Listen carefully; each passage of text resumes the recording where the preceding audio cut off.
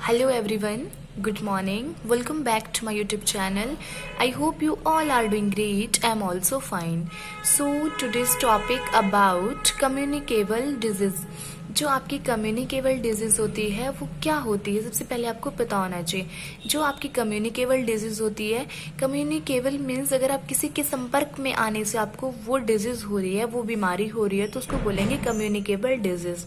अगर communicable disease कौन कौन सी होती है आपकी, होगी चिकन पॉक्स हो गए, ट्यूबरकुलोसिस हो गया, मलेरिया, फिलेरिया, लेप्रोसिस, साइफिल, गोनोरिया, एड्स, ये सारे आपके क्या होते हैं, ये कम्युनिकेबल डिजीज हैं ये।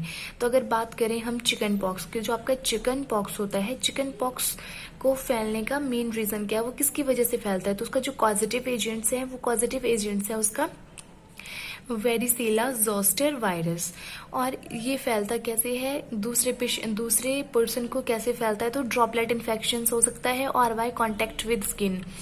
और इसका प्रिवेंशन क्या है, इसके लिए क्या करना चाहिए, isolate the patient, disinfectant all the articles used by the patient. ठीक है। अगर बात करें ट्यूबरकुलोसिस की, तो जो ट्यूबरकुलोसिस होता है उसका पॉजिटिव एजेंट्स होता है मायोबैक्टीरियम ट्यूबरकुलोसिस। जो मायोबैक्टीरियम ट्यूबरकुलोसिस होता है ये इसका पॉजिटिव एजेंट है, इसकी वजह से आपको टीबी होता है। इसका है ड्रॉपलेट इन्फेक्शन होता है और बाय कांटेक्ट विद पेशेंट, अगर आप उस पेशेंट के कांटेक्ट में आते हो उसकी वजह से भी आपको टीबी हो सकता है। इसके लिए प्रिवेंशन है आइसोलेट द पेशेंट एंड आप बीसीजी वैक्सीनेशन करवाओ। Next is your malaria. अगर आपको मलेरिया है तो मलेरिया किसकी वजह से होता है, उसका पॉजिटिव एजेंट कौन सा है, वो है प्लाज्मोडियम वाइवेक्स और पी फेल्सीपेरम, पी मलेरिया और पी ओवेल, ये आपका पॉजिटिव एजेंट होता है जिसकी वजह से आपको मलेरिया होता है।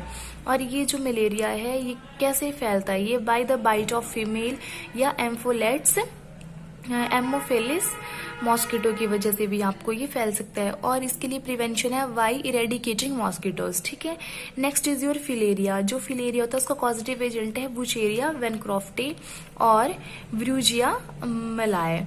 और इसका जो आपका कैसे मतलब फैलता है वो है क्यूलेक्स मॉस्किटो बाइट की वजह से, वाई इरेडिकेटिंग मॉस्किटोज, वही इसका प्रिवेंशन है। लेप्रोसी, जो लेप्रोसी होती है वो कौन सा पॉजिटिव एजेंट है, उसके लिए होता है मायोबैक्टीरियम लेप्रे और ये ड्रॉपलेट इन्फेक्शन होता है और by contact with infected person, अगर आप किसी इन्फेक्टेड पर्सन के कांटेक्ट में आते हो उसकी वजह से भी आपको लेप्रोसी हो सकती है, या मम्मा किसी के बीमार है उनको लेप्रोसी है तो उसकी वजह से भी ये प्रॉब्लम बच्चे में आ सकती है। अगर कोई बच्चा दूध पीता है मदर मिल्क की वजह से भी आपको ये प्रॉब्लम हो सकती है।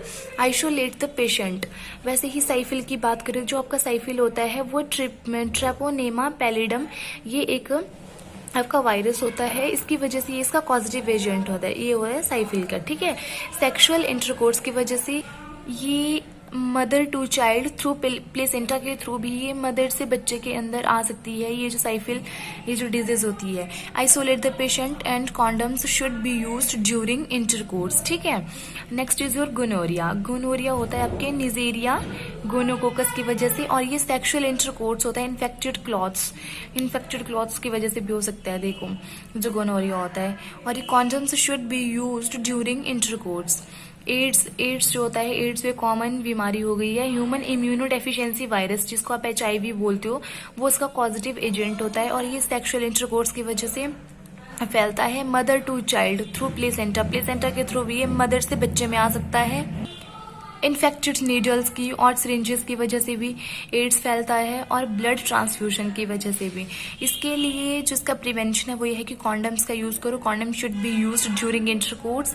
Needles and syringes are sterilised. आपकी जो नीडल्स होगी और जो सिरिंजेस होती है वो पहले क्या होनी है, स्टेराइल होनी चाहिए। तो ये आपकी कम्युनिकेबल डिजीज थी। तो जो कम्युनिकेबल डिजीज है हमें इनसे बचना चाहिए क्योंकि एक दूसरे के संपर्क में आने से आपको फैल सकती है। सो आज का जो मेरा टॉपिक था वो था कम्युनिकेबल डिजीज के ऊपर।